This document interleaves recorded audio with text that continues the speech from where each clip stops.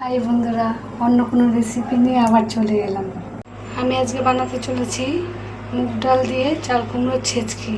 তার জন্য নিয়ে নিয়েছি আমি এখানে গোটা একটা চাল কুমড়ো। চাল কুমড়োটাকে আগে কেটে 4 পিস করে নেব। চাল কুমড়োটাকে আমি কেটে এবার ধুয়ে নিয়েছি। এবার আমি চাল কুমড়োগুলোকে ঘষে নেব। সব ঘষা হয়ে গেছে আমার। দিয়ে দিচ্ছি একটু আদা, চামচ জিরে, একটু জল দিয়ে আমার মিক্সিতে বাটা হয়ে গেছে।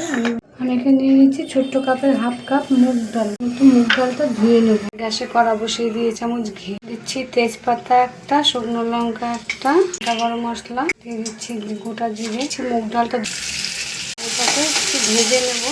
দেখুন মুগ ডালটা লাল করে ভাজা হয়ে গেছে। আমি দিয়ে দেবো আদা জিরে বাটা, আমি দিয়ে দেবো চাল কুমড়ো। এবার সব দিয়ে দিয়েছি। এবার সুন্দর করে নেড়ে চেড়ে নেবো। দিয়ে দিচ্ছি পরিমাণ মতো নুন, দিয়ে দিচ্ছি হলুদ, দুটো কাঁচা লঙ্কা, একটু ঢাকা দিয়ে দেবো। এবার ঢাকনা খুলে দেবো। দেখুন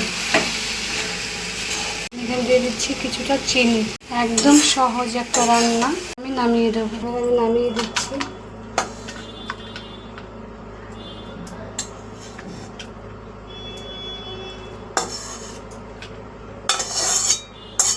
আমার মুগ ডাল দিয়ে চাল কুমড়ো ছেচকি বানানো হয়ে গেছে। আপনাদের যদি ভালো লাগে অবশ্যই লাইক করবেন, কমেন্ট করবেন, সাবস্ক্রাইব করতে ভুলবেন না।